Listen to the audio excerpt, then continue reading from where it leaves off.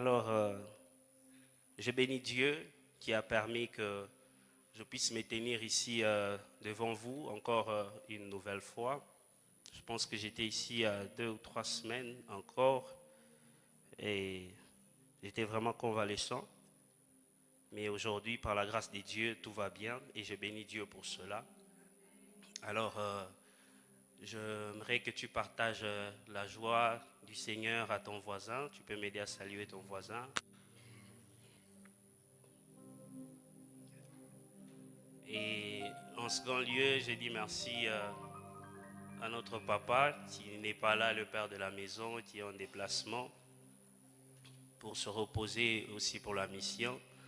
Et partout là où vous nous suivez, papa, ce soir nous vous disons merci pour cette confiance que vous ne cessez de renouveler en ma modeste personne, ensemble avec maman.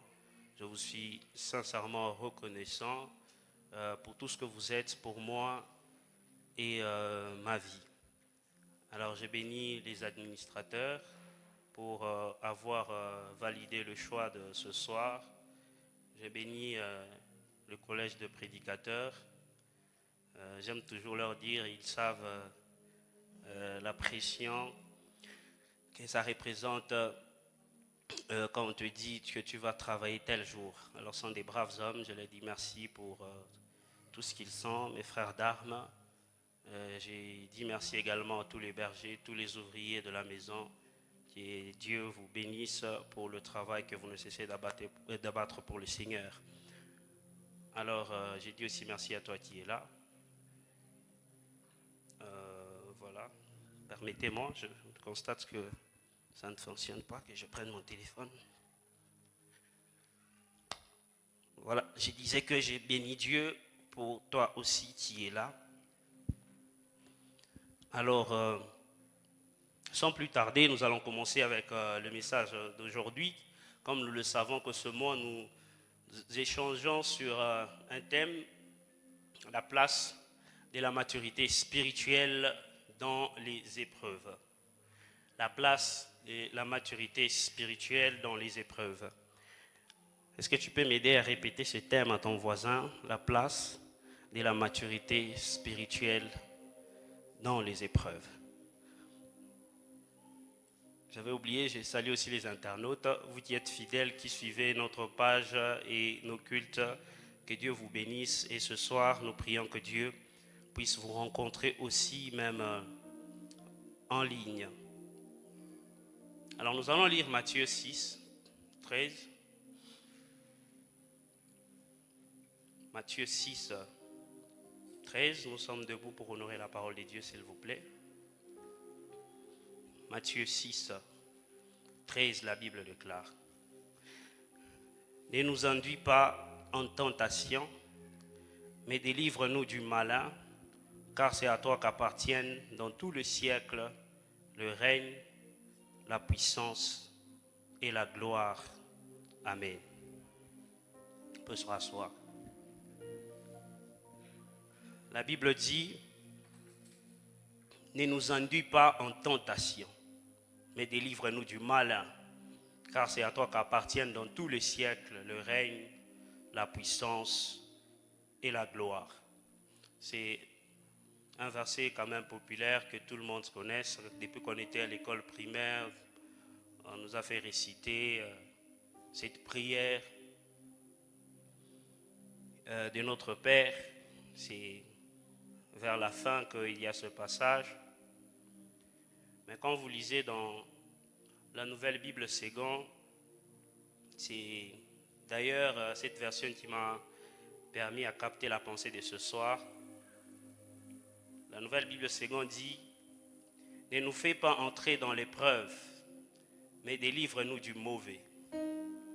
Pendant que Second, Louis Second lui dit, ne nous induis pas en tentation, mais délivre-nous du mal.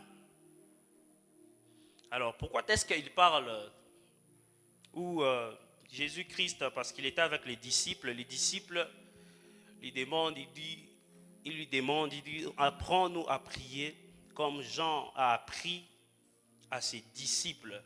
C'est alors que Jésus a commencé à donner ce modèle de prière. Et quand il donne ces modèles, il arrive à cette partie où il dit, mais ne nous induis pas en tentation, mais délivre-nous du malin. Et ils ajoutent, car c'est à toi qu'appartient le règne, la puissance et la gloire. Et ce passage, je vais l'exploiter en deux, ou je vais le scinder en deux, et c'est ça qui va constituer tout mon message. Car ici, quand il dit, ne nous fais pas entrer dans l'épreuve, mais délivre-nous du malin, la première partie, mais car c'est à toi qu'appartient le règne, la puissance et la gloire, sera la deuxième partie. Et ici, je pense que la servante de Dieu, quand le mercredi, elle a eu à donner des définitions et papa a parlé profondément en posant les bases, je pense, depuis le dimanche, concernant ces thèmes. Donc, si vous avez raté les dimanches, vous pouvez aller sur notre page Facebook, vous allez trouver le message. C'était bénissant, vous pouvez suivre et ça vous permettra d'être à jour par rapport à comment on évolue avec ces thèmes ce mois. La maturité est définie comme étant l'étape finale d'une évolution ou d'un développement, l'étape finale. Et vu que toute cette année, on a parlé que de maturité dans toutes ses facettes, mais j'aime beaucoup cette définition où je dis que la maturité et les profils demandés, la maturité et les profils exigés. Vous verrez qu'il y a de ces endroits pour que tu puisses entrer, on va dire que non, il faut que tu sois habillé d'une certaine manière. Il faut que tu puisses avoir tel âge, il faut que tu puisses avoir tel accoutrement. Alors, quand on a un profil, quand on respecte à ce norme-là ou à ces exigences pour être dans un endroit, on peut dire qu'on est mature. Ok, j'apparente ça à cela. Mais l'épreuve, ce n'est rien d'autre qu'un test qu'on fait à quelqu'un. Il peut être un malheur, un obstacle de la vie ou un danger. Malheureusement, pour les enfants de Dieu, ce n'est pas nous qui décidons par quoi est-ce que nous devons passer comme épreuve. C'est Dieu qui décide.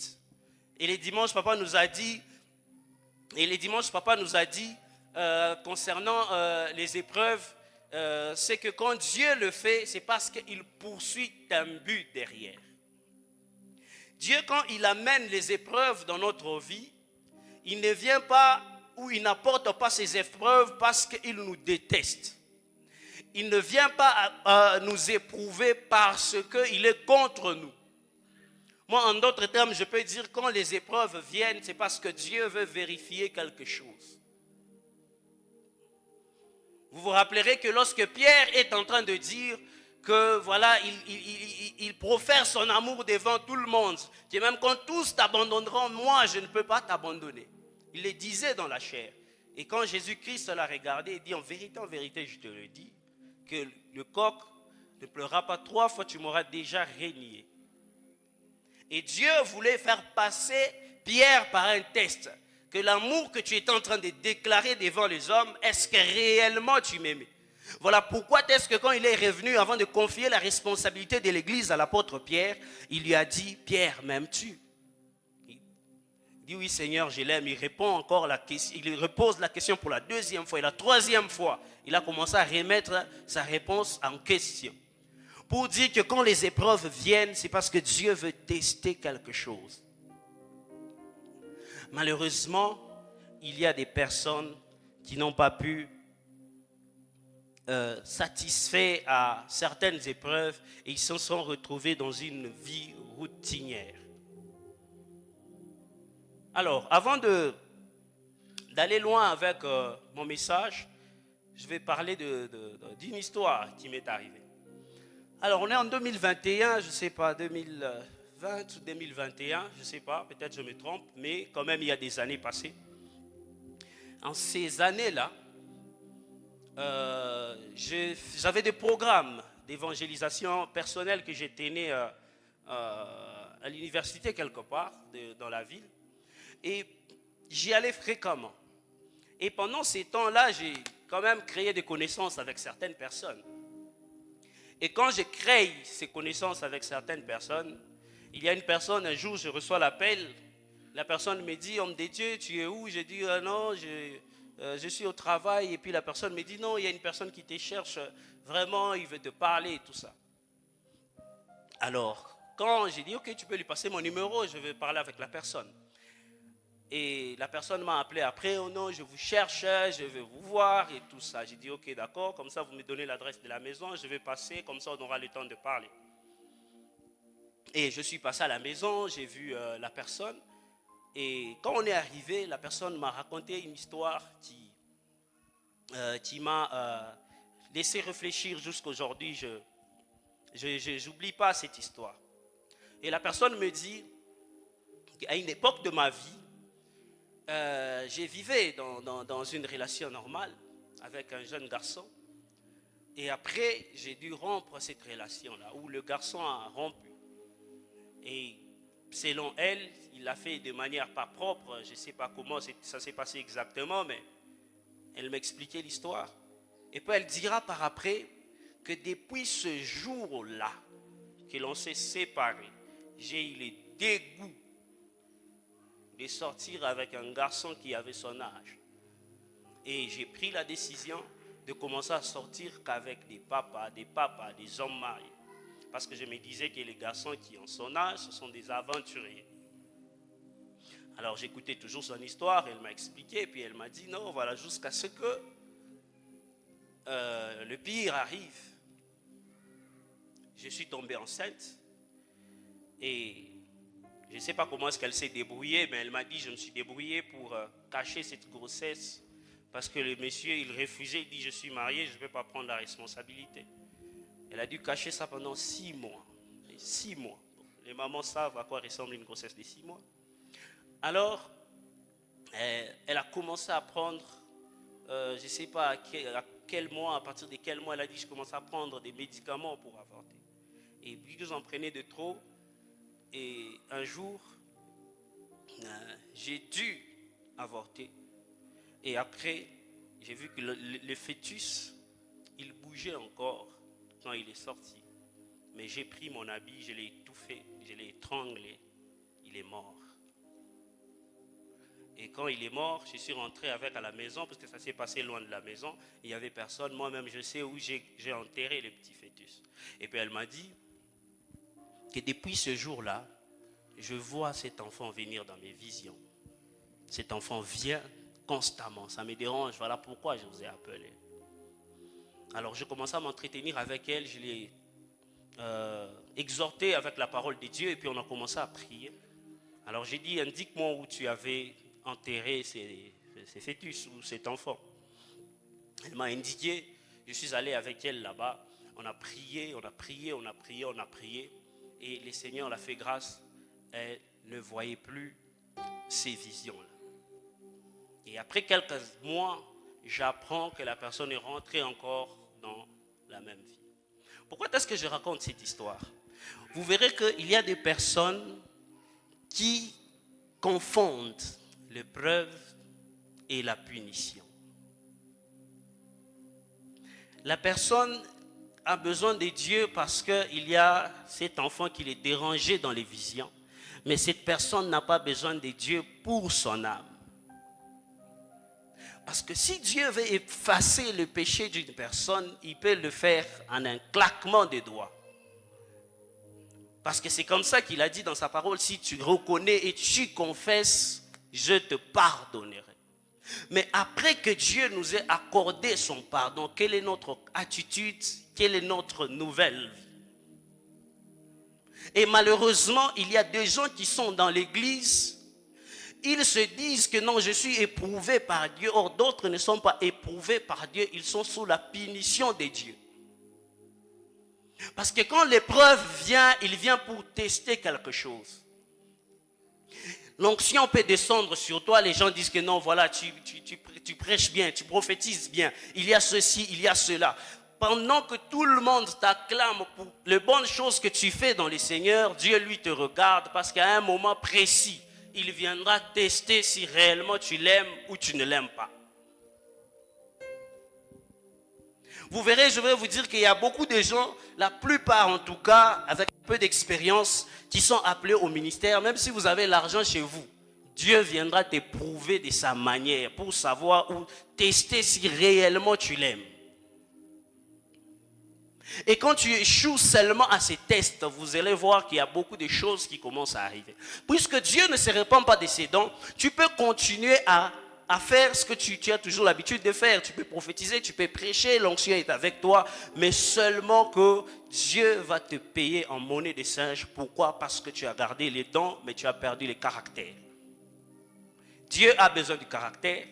Il n'a pas besoin d'abord qu'on manifeste le don, mais il a besoin d'abord qu'on ait un caractère.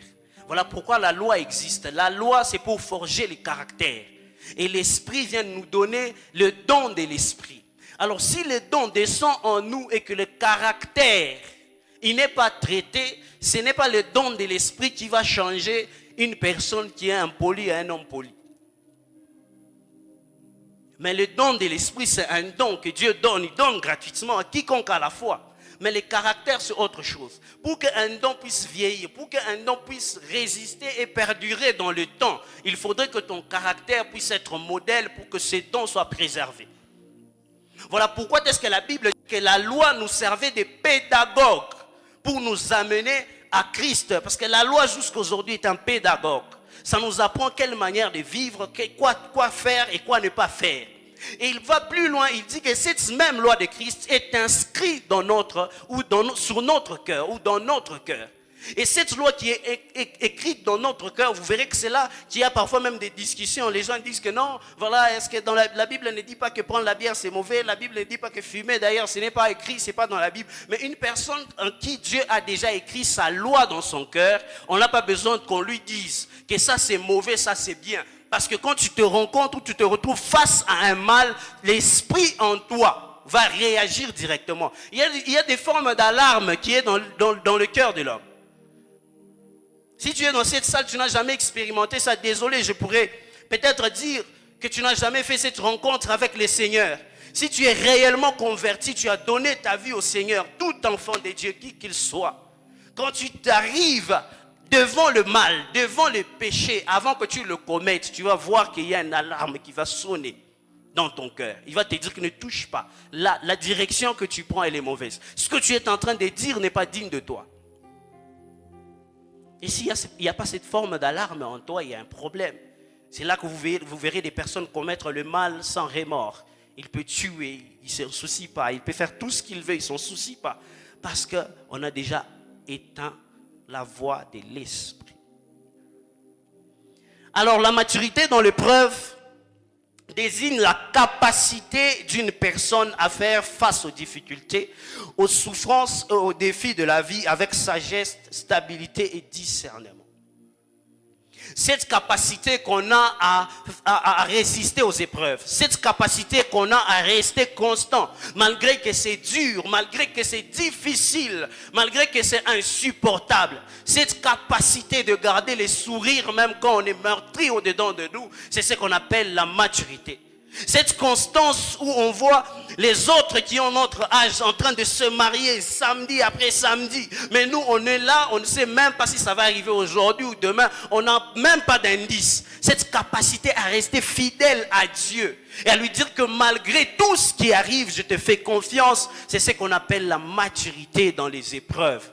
Cette capacité que tu as de marcher pendant que tu n'as même pas le transport. Chaque jour tu viens. Mais d'autres ils viennent avec des voitures, ils garent, ils entrent à l'église et puis ils sortent, ils démarrent, ils partent. Toi tu vois ça, ça ne te dérange pas dans ton cœur. Tu gardes la foi et te dire que si ce n'est pas aujourd'hui, ça sera demain. C'est ça la maturité spirituelle dans les épreuves. Cette capacité que tu as à pouvoir te contenter du peu que tu as sans pour autant chercher à aller voler ce qui est à autrui. Sans pour autant vouloir te donner une apparence que tu n'as pas. Sans pour autant vouloir te mettre une casquette que tu n'as jamais eue. Combien de personnes sont tombées dans la compromission parce qu'ils voulaient se comparer à une personne? Combien de personnes se sont retrouvées aujourd'hui pasteurs pendant qu'ils n'ont pas l'appel? Parce qu'ils voulaient être comme. Et ils ont commencé à faire les choses. Parce que bon, de toutes les façons, tous les hommes de ma génération sont en train de faire ça. Ce n'est pas parce que tous font que tu devrais faire. Toi, tu dois faire que si Dieu te dit de faire. Mais malheureusement, il y a beaucoup de gens qui font les choses sans que Dieu ne leur ait dit de faire. Même si quelqu'un est venu te voir et dit pendant que je dormais, voilà, j'ai vu. Pendant que j'ai prié, j'ai vu, vérifie aussi. Seigneur, tu as parlé, mais réellement, est-ce que c'est toi? Quand c'est lui, même si tu n'entends pas une voix, tu auras une paix intérieure. Que c'est lui qui a parlé. 3 choses à savoir autour des épreuves. Il n'est pas un but, mais il est le chemin qui mène au but. Le premier point.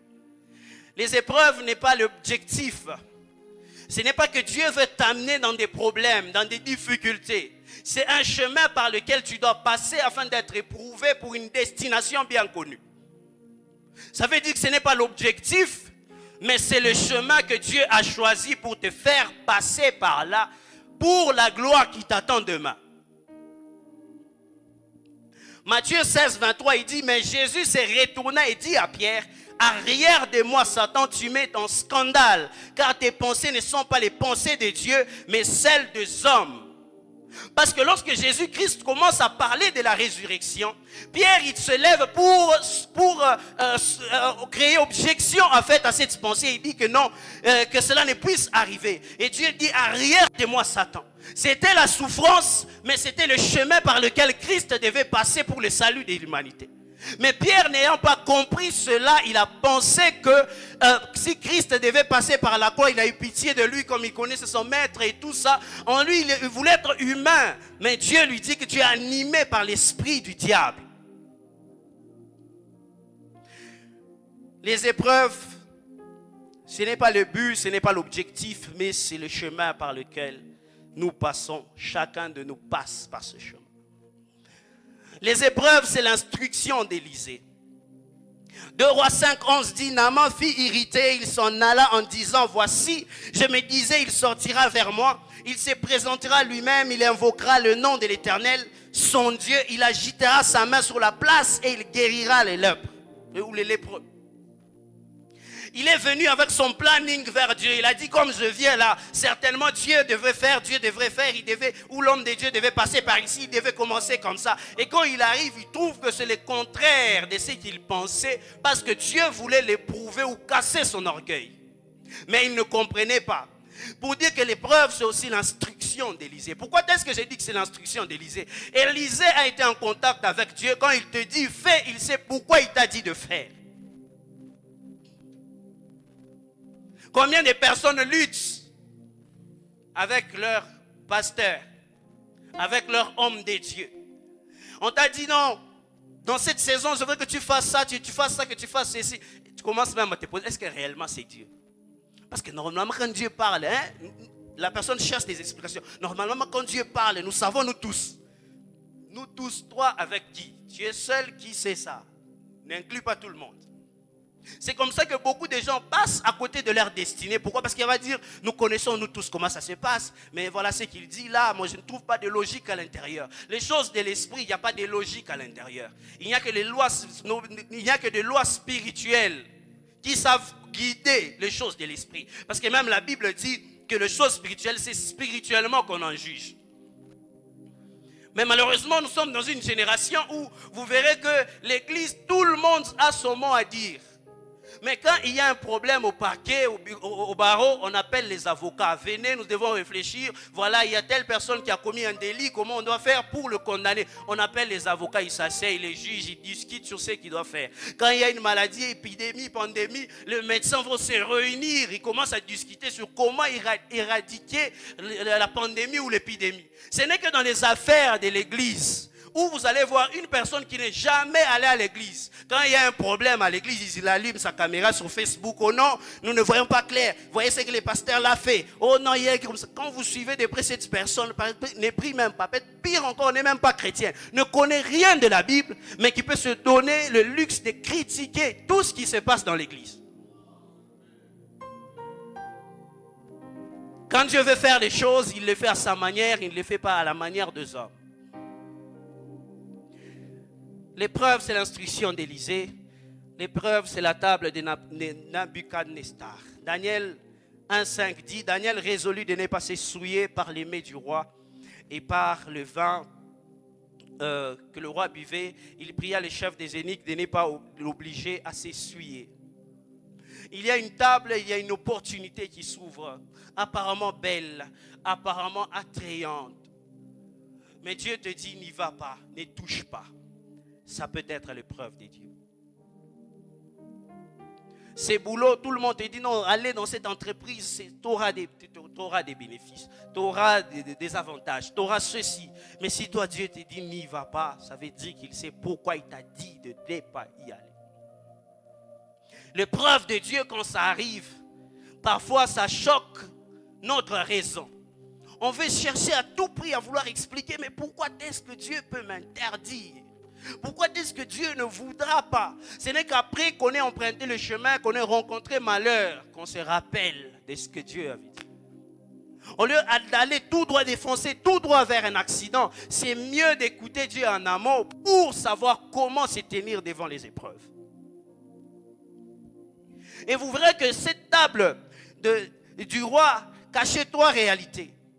Manger à cette table, Daniel savait que signifiait ou c'était le symbole d'intégration. Manger à la table du roi signifiait accepter son hospitalité premièrement, mais aussi accepter ses lois et accepter implicitement leur Dieu. Or, Daniel ne servait qu'un seul Dieu.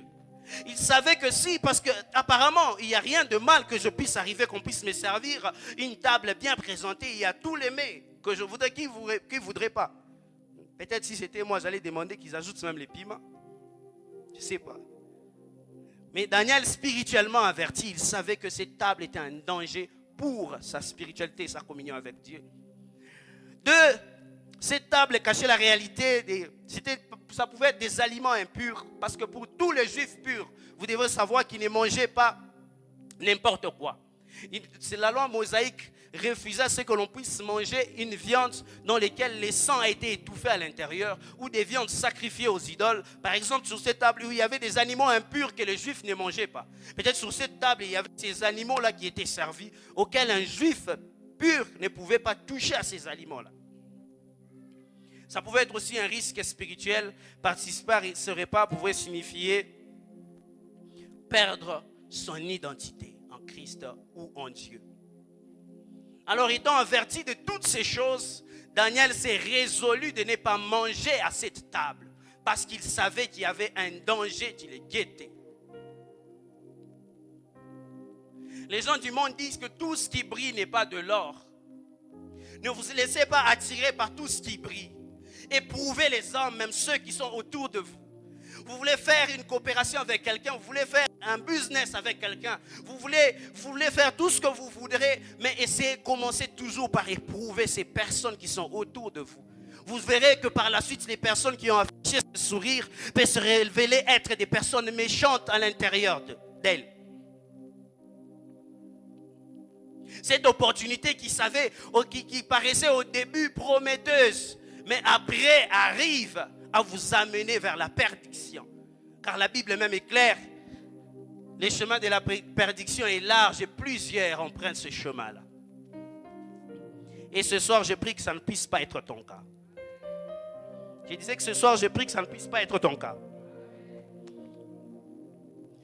Alors, parlons des épreuves. Vous devez savoir une chose, c'est que les épreuves ne sont que des écoles par lesquelles Dieu nous fait passer. Pour cette première partie, si je devrais conclure comme ça. Ce sont des écoles par lesquelles Dieu nous fait passer. Les épreuves. Alors, en parlant des épreuves, je vais toucher à... Ou en parlant des écoles, je vais toucher à quelques écoles dans la Bible. Et nous allons nous entretenir autour de ça. Et après quoi, nous allons prier pour après rentrer à la maison. La première école ou les différentes écoles dont je vais parler des épreuves dans la Bible, je vais parler de la première école, c'est l'école de Philadelphie. Apocalypse 3, 8, 12. École de Philadelphie. 8 dit, je connais tes œuvres, voici parce que tu as peu de puissance, que tu as gardé ma parole et que tu n'as pas renié mon nom. Je mets devant toi une porte ouverte que personne ne peut fermer. Je reconnais tes œuvres. Voici parce que tu as peu de puissance. Quand Dieu parle à cette église, il reconnaît que cette église a peu de puissance, ou cette église n'a pas assez de ressources, que cette église n'a pas assez de moyens. Tu peux le typifier à une personne, dit que je reconnais que tu as peu de puissance, je reconnais que tu n'as pas tout ce qu'il te faut, je reconnais que tu n'es pas dans les meilleures de conditions qu'il fallait. Mais ce que j'ai aimé, c'est que malgré le peu de puissance que tu as, c'est que j'aime une chose, que tu n'as pas renié mon nom. Et quand il dit que je reconnais que tu as peu de puissance, ça me rappelle la parole lui dit que si vous avez de la foi comme un grain de sénévé, vous pourriez dire à cette montagne que ôte-toi de là et jette-toi dans la mer, la montagne vous obéira. Parfois, Dieu n'a pas besoin de beaucoup, Dieu a besoin de peu seulement. Mais malheureusement que quand Dieu arrive pour chercher le peu, il arrive que dans le cœur de la personne même, le peu n'est pas présent. Dieu parfois il a besoin quand même de peu de temps de prière dans sa présence pour qu'il commence à une source, une petite source qui finira par être un courant d'eau. Mais quand il arrive chaque soir, il n'y a même pas ce peu de temps de prière. C'est absent. Il a parfois un peu de temps que tu peux consacrer à lire sa parole pour qu'il puisse déclencher le ministère qui a tant sommeillé. Mais quand il arrive, le peu n'est pas présent. Mais lorsqu'il parle à Philadelphie, il dit que je reconnais que tu as peu de puissance. Est-ce que le peu, Dieu cherche ce soir le peu? Il ne cherche pas 4 heures de prière pour faire de toi une grande personne, mais il cherche même les 5 minutes de prière. Est-ce que tu as même les 5 minutes? Est-ce que tu as même les 2 minutes avant de dormir? Donc quand tu t'endors, tu étais en train de chatter, tu t'es endormi, tu t'es réveillé le matin, couché sur ton téléphone. Ou même tu commences à prier, tu t'endors pour dire Amen le matin. Dieu cherche parfois peu, mais quand il vient chercher le peu, il trouve que tu n'as même pas le peu. Il continue, dit, voici, je te donne quelques-uns de ceux de la synagogue de Satan qui se disent juifs et ne le sont pas, mais qui mentent. Voici, je les ferai venir se prosterner à tes pieds et reconnaître que je t'ai aimé. Puisque tu as peu de puissance, je ferai venir ceux-là ceux-là auprès de qui a le trône de Satan. La Bible dit que je les ferai prosterner à tes pieds. Ce soir, ça serait ma première déclaration. Je prie que Dieu amène l'opposition à se prosterner à tes pieds. Je disais que puisque tu auras passé ce peu de temps dans la présence de Dieu, que Dieu amène ces personnes ou l'opposition à se prosterner à tes pieds. Parce que tu aurais passé ce peu de temps dans la présence de Dieu, que Dieu amène la pauvreté à se prosterner à tes pieds. J'étais en train de déclarer sur une personne, puisque tu aurais passé peu de temps ce soir dans la présence de Dieu, avec ces peu, tu auras la capacité de terrasser Goliath. Avec ces peu, tu auras la capacité de vaincre la stérilité. Avec ces peu, tu auras la capacité de troubler les sorciers de ta famille. Je disais qu'avec ces peu, tu peux déclarer et signer ce contrat que tu attends. Je disais qu'avec ces peu, Dieu pourra te faire introduire dans un nouveau chemin que tu n'avais jamais soupçonné, par lequel tes ancêtres ne sont jamais passés. Il poursuit à dire ici, parce que tu as gardé la parole de la persévérance, en moi je te garderai aussi à l'heure de la tentation. Je prie que ce soir Dieu puisse te garder devant les tentations. Là où 1000 sont tombés et 10 000 sont tombés, toi tu ne seras pas atteint parce que tu as le nom de Jésus-Christ. Il a dit parce que tu as gardé la parole de la persévérance, je te garderai aussi au moment de l'épreuve. Je disais quand les épreuves viendront, toi tu ne tomberas pas. Ces fléaux ont emporté plusieurs de ta génération. Plusieurs jeunes ont été emportés par l'impudicité, mais ça ne sera pas ton cas. Je disais que plusieurs jeunes sont tombés devant les sollicitations du diable, mais toi tu ne tomberas pas. Je disais que ça ne sera pas ta famille qui portera la honte, car lorsqu'ils viendront par un seul chemin, les seigneurs, parce que tu as gardé ta parole, ils le feront rentrer par 7 autres chemins. Oh là là, je sens l'envie de te prêcher ce soir. À 11, il dit, je viens bientôt, mais retiens ce que tu as afin que personne ne te le prenne. J'aimerais te dire que ce que tu as sera à toi. Le diable ne touchera pas, parce que ce qui est entre les mains de l'Éternel, personne ne peut le toucher. Toi, tu es caché. Ta destinée est cachée entre les mains de l'Éternel.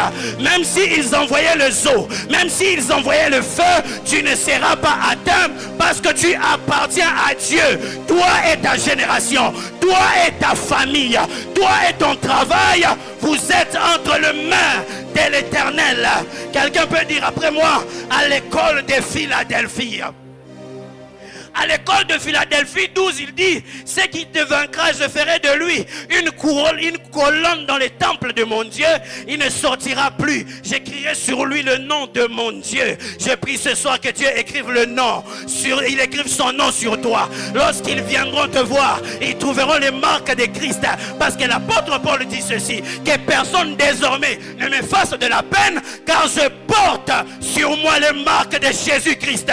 Car il dit, ceux qui vont persévérer, malgré que les tentations viennent, les épreuves viennent, persévère, ne lâche pas. Je disais que malgré les tentations viennent, les épreuves viennent, les sollicitations viennent, ne lâche pas, persévère, car après ces tentations, il y a un couronnement. Mais malheureusement, j'aimerais te dire que cette couronne, c'est pour ceux-là qui seraient restés debout malgré les épreuves. Ne cède pas à ces sollicitations. Ne donne pas ton corps à quelqu'un qui te dit, oh non, je vais t'épouser. S'il n'y a pas de mariage, ne cède pas. J'aimerais te dire que Dieu puisse te garder au milieu de la tentation afin que tu puisses porter la couronne. Quand tu porteras cette couronne, il y a des années qui passeront lorsque tu entreras. Car l'apôtre Paul dit, j'ai achevé ma course, mais j'ai combattu aussi le bon combat de la foi.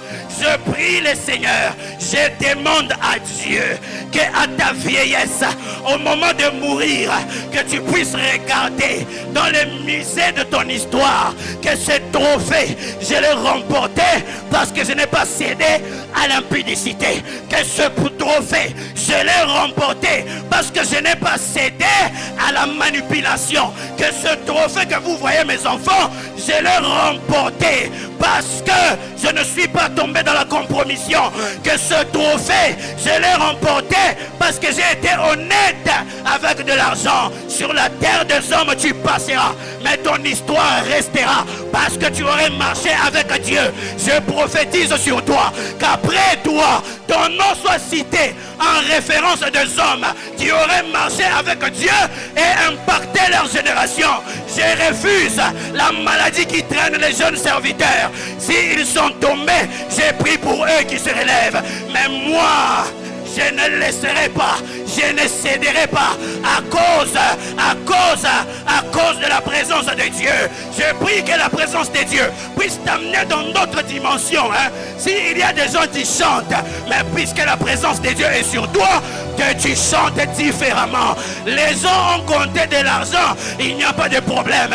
Mais je prie que ton argent servira le nom de l'Éternel. Et les gens diront que nous avons connu un riche qui était dans notre ville. Si vous voyez cette église, c'est lui qui l'a construite. Si vous voyez cette bibliothèque, c'est lui qui l'a construite. Si vous voyez cette école, c'est lui. Et ce témoignage ne te poursuivra pas seulement toi, poursuivra aussi tes enfants et les enfants de tes enfants. Quelqu'un me dit amen.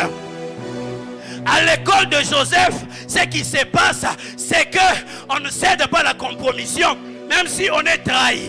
Parce que lorsque vous lisez Genèse 37, 19, ils disent qu'ils se disent l'un à l'autre, voici le faiseur de songes qui arrive. Ça veut dire que dans leur cœur, ils prévoyaient déjà faire du mal à Joseph. Ils disaient, voici les faiseurs de songes. Ils vont se dire que depuis qu'il a l'argent, il se voit trop. Voici celui qui se dit être le nouveau riche. Voici celui qui se dit être la nouvelle mariée.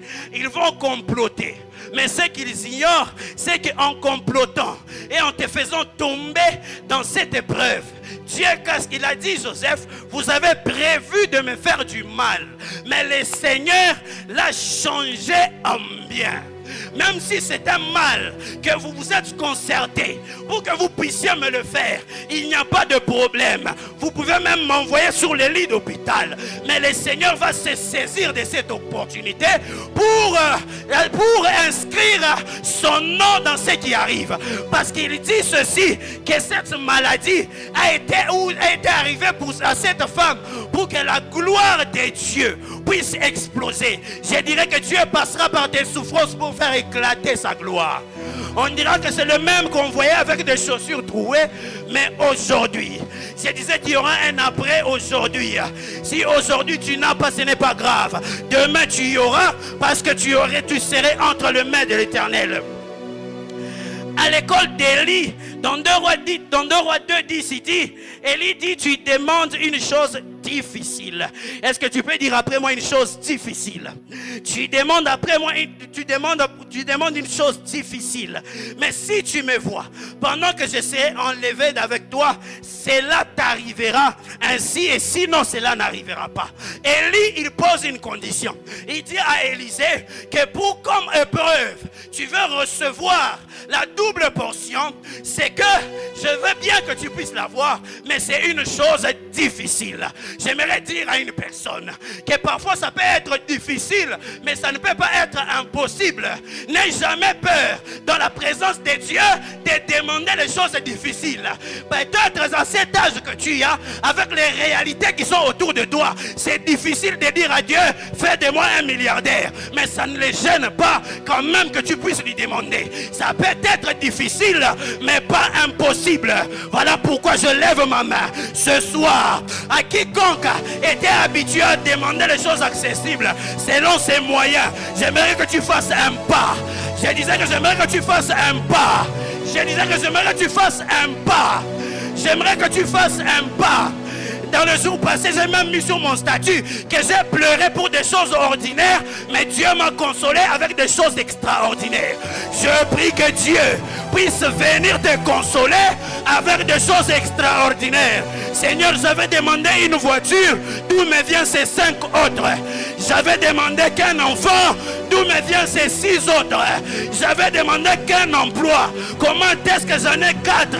Oh, j'aimerais que Dieu puisse te consoler avec des choses extraordinaires. Pendant que tu demandes l'ordinaire, c'est normal, parce que ton esprit ne peut pas sonder l'éternité et les pensées de Dieu. Pendant que tu demandes un mariage, Dieu est en train de te prévoir. Quelqu'un que tu n'as jamais soupçonné, qui n'est jamais venu dans ta lignée, peut venir et te dire que je ferai de toi ma femme.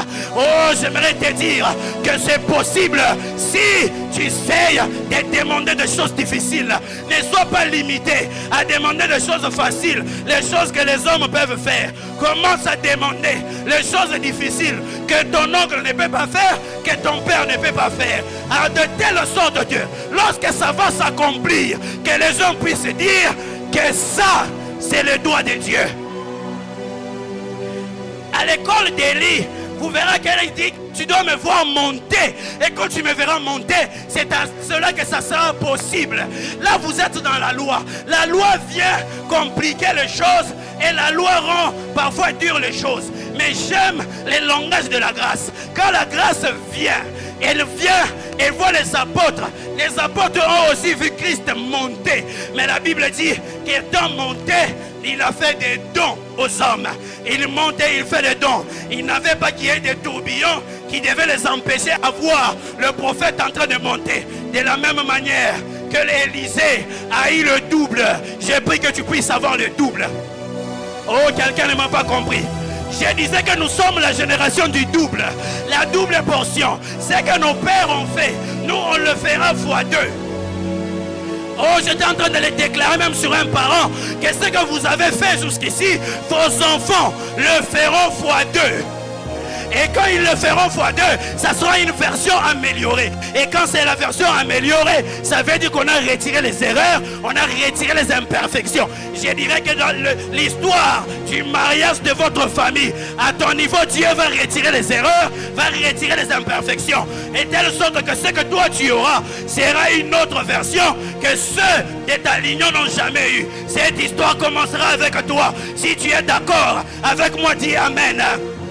Oh, puisque tu me dis Amen, cette grâce descend dans ta famille. À l'école de l'olivier, il dit, Juge 9, 8, 9, il dit ceci, et un jour, les arbres décident de choisir un roi. Ils disent à l'olivier, sois notre roi. L'olivier répond, j'aime la réponse de l'olivier. Il dit, sois le roi, il dit, les dieux et les êtres humains aiment mon huile. Est-ce que je vais laisser mon huile pour aller m'agiter? Oh, j'aime cette parole. Au-dessus des autres arbres, je ne quitterai pas mon couloir à cause des sollicitations des autres. Si tu es prophète, reste prophète, gloire à Dieu. Si tu es évangéliste, reste évangéliste, gloire à Dieu. Reste dans le couloir de ton appel. C'est là que la bénédiction de Dieu viendra te toucher et te saisir et te placer au-dessus des hommes. L'olivier a dit, je ne vais pas renoncer à mon huile. Je ne vais pas renoncer à mon vin pour aller planer au-dessus des arbres. Je déclare que tu ne renonces pas à ta nature pour tomber dans autre chose dans laquelle Dieu ne t'a pas appelé. Je disais que ne renonce pas à ta nature pour tomber dans ce que Dieu ne t'a pas appelé. Ici, Jérémie 2, 21 dit, je t'avais planté comme une vigne excellente et du meilleur plan commun as-tu dégénéré et dégénéré en une vigne étrangère. Je prie que tu ne dégénères pas, que tu ne sois pas ce que Dieu ne t'a pas destiné à être. Ta force est dans ce que tu es. Ta force est dans ton appel. Ta force est dans ta destinée. Reste fidèle et accroché. Car la fidélité est aussi une forme de preuve par laquelle on peut passer. Quand on reste fidèle à ses principes, on reste fidèle à ce que Dieu a dit. C'est là que la bénédiction peut nous rencontrer et faire de nous des hommes au-dessus de ceux de notre génération. Car la Bible déclare qu'il t'a oint d'une huile de joie et il t'a placé au-dessus de tes semblables. Ce soir, je prie que Dieu te place au-dessus. Pas par orgueil, mais il te placera au-dessus. Parce qu'il veut que quand tu seras au-dessus, que les gens voient que voici les gens que Dieu élève. C'est qu'il fait d'eux. Tu seras une référence. Et ton nom commencera à planer sur des nations. On va dire, voilà pourquoi est-ce que... Oh my God. J'aimerais passer à la 5e école. À la 5e école, c'est l'école des Zabulon et de Nephtali. À l'école des Zabulon et Nephtali, Matthieu 4, 16 dit ceci. Ce peuple assis longtemps dans les ténèbres a vu une grande lumière. Et sur ceux qui étaient assis dans la région de l'ombre de la mort, la lumière s'est levée. Sois patient, la lumière finira par se lever. À l'école des Zabulon, ils sont des gens assis dans les ténèbres. Mais assis dans les ténèbres, ils sont en train d'attendre leur temps. Assis dans les ténèbres, ils attendent que la lumière puisse un jour se lever sur eux. J'aimerais prophétiser sur une personne que la lumière s'élèvera aussi sur toi. Je disais que j'aimerais prophétiser aussi sur une personne, que la lumière aussi descendra et s'élèvera sur toi. Si c'était le tour des uns, ça sera le tour des autres. Ça sera ton tour. Le jour où tu toucheras le micro, peut-être tu feras plus que nous, parce que tu étais dans les ténèbres, mais la lumière est venue. Lorsque la lumière est venue, lorsque la lumière vient, l'hésitation cesse. Nous n'allons plus confondre notre gauche et notre droite, parce que le Saint-Esprit va nous quitter sur le chemin. Je prie que la lumière puisse s'élever dans votre famille, qu'il n'y ait plus de tâtonnement. Je disais qu'il n'y ait plus de tâtonnement. Mais cette fois-ci, la lumière de Dieu va se lever. La lumière de Dieu va se lever. Et lorsque la lumière vient, vous verrez que dans les ténèbres, lorsque tu marches et tu cours, tu hésites et tu ne peux même pas être rapide, parce qu'il y a les ténèbres qui te couvrent. Mais lorsque la lumière vient, tu ne vois pas seulement clair, mais tu as aussi la possibilité d'accélérer. Je prie qu'une saison d'accélération puisse s'activer dans ta vie ce soir. Je disais ceci, je prie ce soir qu'une saison d'accélération puisse s'activer. Si c'était pendant des années où tu as marché en étant malade, tu as perdu même espoir, ce soir, le Dieu de la guérison va te rencontrer et tu vas garder les témoignages. Si pendant longtemps, tu as aspiré au ministère et tu n'as jamais goûté à ces choses, ce soir, le Dieu de gloire va faire descendre sa présence sur toi et tu vas expérimenter cette dimension. Oh, je prie ce soir que Dieu ordonne les choses. Que même si tu étais en train de servir Dieu à un poste qui n'était pas le toi, que Dieu te délocalise ce soir. Je disais que Dieu te délocalise. Ça pourrait être par une prophétie, ça pourrait être par un sentiment intérieur, ça pourrait être par une voix de ton cœur. Que Dieu puisse te localiser. Que ces personnes qu'on voyait tout le temps en train de prendre des photos et des caméras, mais un jour on te verra en train de tenir le micro et de décortiquer les Écritures. Et les gens se demanderont mais comment il a fait. Il y aura une réponse. C'est la lumière qui est venue sur moi. Alors que tu commenceras à rouler carrosse, les gens vont se demander mais on est dénigré, mais comment il a fait? La lumière est venue sur toi. À l'école des ossements desséchés, vous verrez qu'il dit ceci: fils de l'homme prophétise. Mais lui, sa part était de prophétiser. Mais la part de Dieu, j'aime. Il continue, il dit: j'insufflerai mon esprit dedans. Si tu prophétises sur ton mariage ce soir, Dieu va souffler son esprit dedans. Ta part, c'est de prophétiser. Ta part, c'est de parler. Et si tu parles, ce soir, Dieu va déverser son esprit. Il va insuffler. Et vous verrez que l'esprit de Dieu, c'est l'esprit de vie. Quand l'esprit de vie entre, ça veut dire que la mort cesse. Ce qui ne germait pas va commencer désormais à germer. Même si c'était sur une terre aride, mais à cause de la présence de Dieu. Je disais que mais à cause de la présence de Dieu, tu sèmeras et tu vas récolter au centuple. Je disais ce soir, tu sèmeras et tu vas récolter au centuple. M'appuyant sur l'onction de mon Père, je déclare sur ta vie que tu sèmes, peu importe le domaine, mais que tu récoltes au centuple. Je disais que tu sèmes, peu importe le domaine, mais que tu récoltes au centuple. Et il dit: prophétise, et moi j'insufflerai. Je prie que Dieu puisse insouffler de son esprit aujourd'hui, dans ce que tu vas déclarer. La première partie, c'était car, dans la prière, mais la seconde partie, il dit car c'est à toi qu'appartiennent. Il ajoute, il dit le règne, la puissance, mais aussi la gloire. Est-ce que tu peux dire après moi le règne, la puissance et la gloire? Et quand on parle du règne, le règne c'est l'autorité. Ça veut dire que c'est le royaume de Dieu qui descend. Et j'aimerais te donner une information, que ce soir, le règne de Dieu est au milieu de nous. Oh, je pense qu'il y a quelqu'un qui ne me croit pas. J'aimerais te dire et te l'annoncer que ce soir, le règne de Dieu est dans ces lieux. J'aimerais le répéter, que le règne de Dieu est dans ces lieux.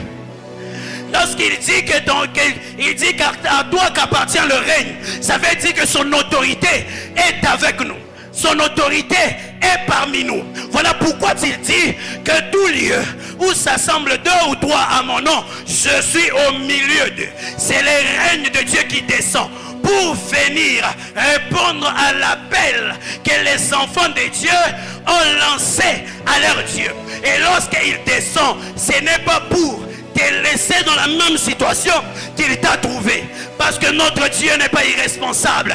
Il dit que le règne vient. Le règne des apôtres est venu et passé. Le règne des juges était venu mais était passé. Le règne des rois était venu et était passé. Mais le règne de Dieu, il est éternel. Lorsqu'il vient, il siège au milieu des hommes. Je prie que le règne de Dieu puisse être dans ta maison.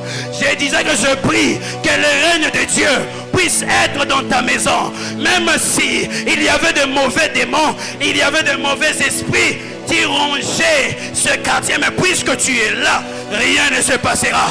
Un jour, j'entre dans un nouveau quartier et pendant que je dormais, je vois sur la porte des esprits géants venir m'effrayer. Je me suis réveillé. J'ai dit à Dieu: ne me laisse pas humilier par des petits esprits de ce quartier. Je prie à partir d'aujourd'hui que ces esprits ne reviennent plus jamais. J'ai fait 4 ans dans ce quartier-là. Je n'ai jamais vécu de ces visitations parce que la présence et le règne de Dieu étaient venus. Alors je lève ma main en m'appuyant sur l'onction de mon Père. Que le règne de Dieu puisse descendre, être avec toi à l'université, être avec toi à ton bureau. Même si ils voudront t'empoisonner à cause du règne de Dieu, ils vont se tromper des personnes. Je disais ceci, que lorsque le règne vient, il a aussi pour objectif de nous protéger. Il a aussi pour objectif de nous conduire. Que le règne de Dieu vienne dans ta vie. Car c'est à toi qu'appartient le règne. Il dit un deuxième élément, c'est la puissance. Dis après moi la puissance. C'est par la puissance que Dieu a pu sortir les enfants d'Israël de l'Égypte pour la terre promise. Mais j'aime ce qu'il ajoute. Il dit que mon peuple à moi mangera le meilleur produit du pays. Je prie que Dieu puisse te réserver le meilleur. Je disais que fini la saison de la médiocrité dans ta vie.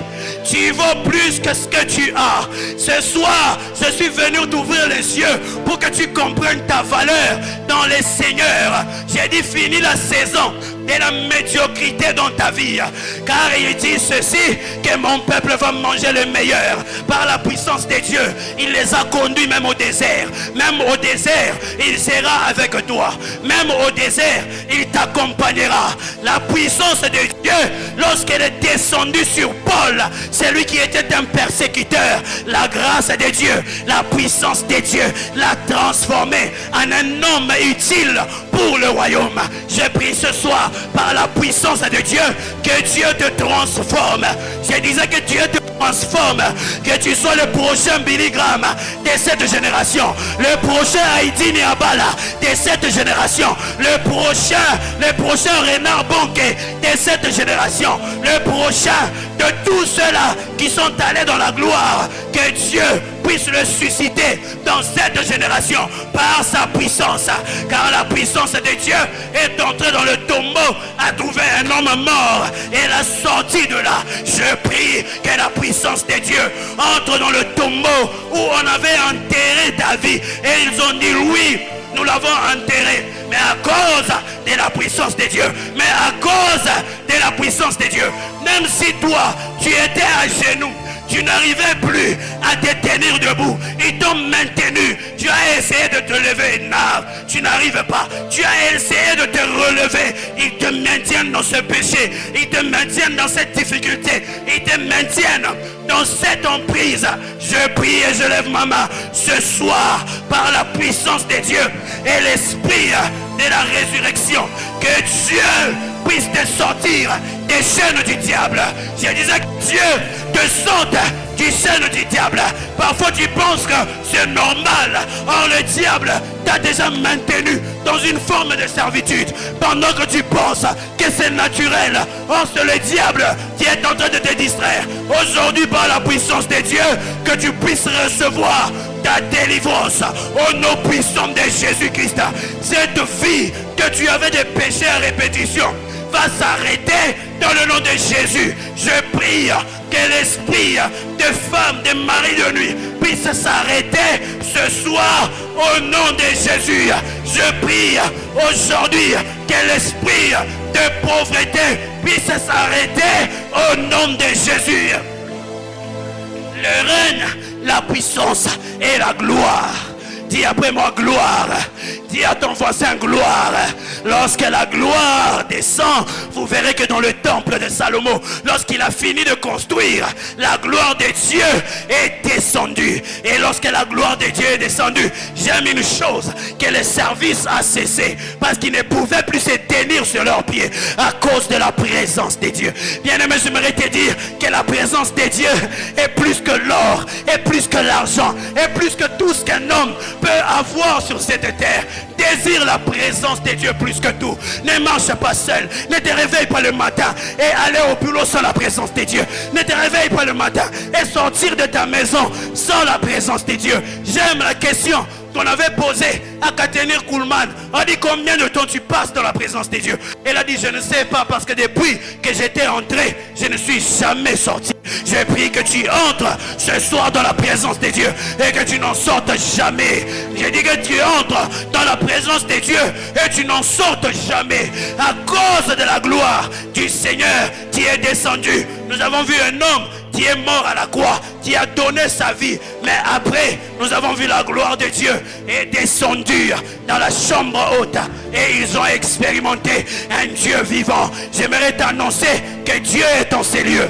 Que la gloire est ici. C'est le temps, c'est ta saison. C'est le moment que Dieu a choisi pour te toucher, pour te transformer et pour t'amener à un autre palier. Pour t'amener à un autre palier. Ton esprit soupire après la présence de Dieu.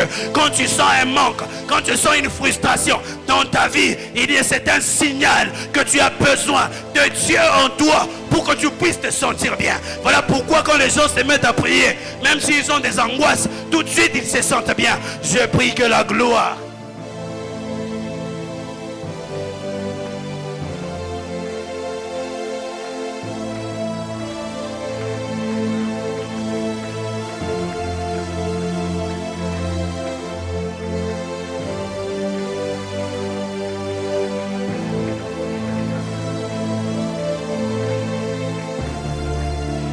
Dieu est là, Dieu est là. Les hommes spirituels savent que Dieu est là. La yashada rabaso yamai. La yamagazo rebaus tevagedas. Enauza megada yolehas. Eropawa zameya de kausepet.